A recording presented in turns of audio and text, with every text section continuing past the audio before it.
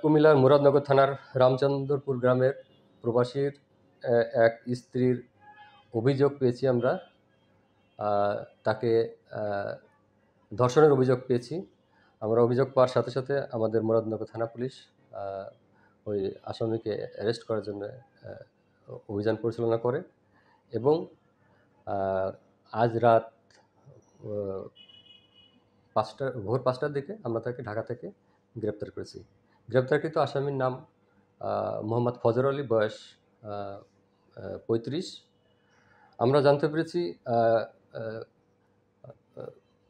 যখন ওই প্রবাসীর স্ত্রী ওনার বাপের বাড়ি বেড়াতে আসছিলেন তখন এই ঘটনা ঘটে এবং স্থানীয় কিছু লোকজন তখন ঘরের ভিতর ঢুকে ওই ফজর আলীকে মারপিট করে এবং তখন ফজর আলী কিছুক্ষণ পরে পালিয়ে যায় এবং পরবর্তীতে ভিকটিমের কিছু ভিডিও ধারণ করে তারা সোশ্যাল মিডিয়ায় ছড়িয়ে দেয়। আমরা এই ঘৃণ্য কাজ যারা করেছে, ভিকটিমের ছবি ধারণ করে সোশ্যাল মিডিয়ায় যারা ছড়িয়েছে তাদের 4 জনকে আমরা অ্যারেস্ট করেছি। একজনের নাম অনিক, একজনের নাম সুমন, রমজান, বাবু।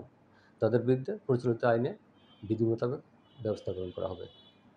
এখন পর্যন্ত এই ঘটনায় মোট 5 জনকে গ্রেপ্তার করা হয়েছে এবং এর সাথে যদি আরও কেউ জড়িত থাকে আমরা তাদেরকেও আইনের আওতায় আনব। সাথে সাথে কুমিল্লা ডিবি পুলিশ এবং থানা পুলিশ কাজ করছে।